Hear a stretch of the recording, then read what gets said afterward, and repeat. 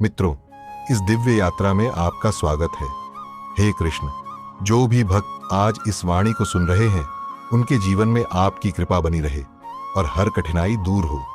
तो दोस्तों, आइए बिना देरी किए श्री कृष्ण के अमृत उपदेशों की इस अद्भुत यात्रा को शुरू करते हैं। श्री कृष्ण कहते हैं, खुश रहना है तो जिंदगी के फैसले अपनी परिस्थितियों को देख कर ले। दुनिया को देखकर जो फैसले लेते हैं वह दुखी ही रहते हैं। कोई कुछ भी कहे, बस अपने आप को शांत रखो, क्योंकि सूरज की किरणें कितनी भी तेज क्यों ना हो, समुद्र को सुखा नहीं सकते।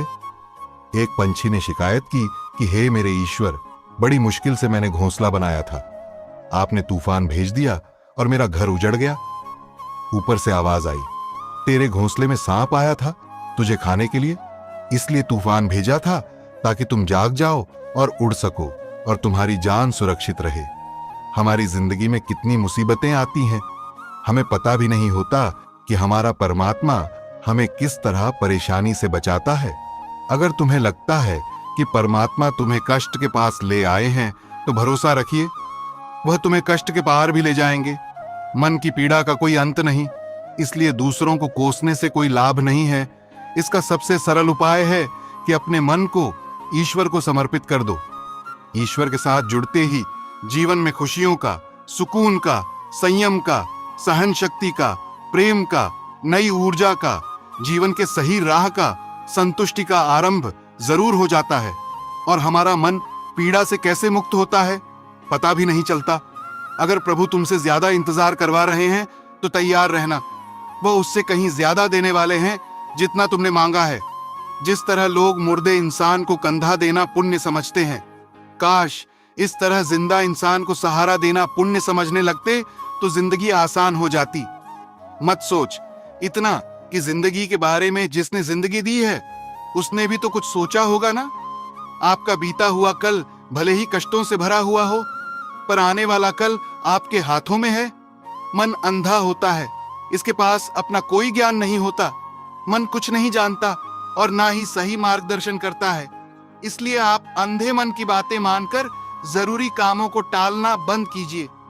आप हमेशा अपनी बुद्धि से काम लीजिए, मन से नहीं, क्योंकि अंधा मन हमेशा आपको जरूरी कामों को करने से रोक देता है। जब आप बुद्धि के जरिए जरूरी कामों को करना शुरू कर देंगे तो धीरे धीरे आपका मन आपका मित्र बनता चला जाएगा। लेकिन अभी आपका मन आपका दुश्मन बना हुआ है, जो आपको दिन पर दिन बर्बाद कर रहा है। मुंह पर सच बोल देने और गुस्सा कर लेने वाले लोग उन लोगों से करोड़ों गुना बेहतर है जो आपके सामने कुछ और है, पीठ पीछे कुछ और है। किसी का दर्द समझने के लिए इंसान के अंदर का इंसान होना जरूरी है। कौवा कोयल की आवाज को दबा सकता है, मगर खुद की आवाज मधुर नहीं बना सकता। उसी तरह निंदा करने वाला व्यक्ति सज्जन को बदनाम कर सकता है, मगर खुद सज्जन नहीं बन सकता। अगर अकेलापन है तो उसे एक वरदान समझो, क्योंकि परमात्मा ने तुम्हें खुद में सुधार लाने का थोड़ा अधिक समय दे दिया है। अकेले रहने का आनंद लेना सीखे, क्योंकि कोई भी हमेशा के लिए आपके साथ नहीं रहेगा। वक्त की एक आदत बहुत अच्छी है, जैसा भी हो गुजर जाता है। कामयाब इंसान खुश रहे ना रहे, खुश रहने वाला इंसान कामयाब जरूर हो जाता है। जब सुखी हो तो भगवान को मत भूलना, और जब दुखी हो तो भगवान पर विश्वास रखना। लोग रंग बदलते हैं, मुरली वाला वक्त बदल देता है। मनुष्य का जीवन केवल उसके कर्म पर चलता है। जैसे कर्म होते हैं वैसे ही उसका जीवन होता है।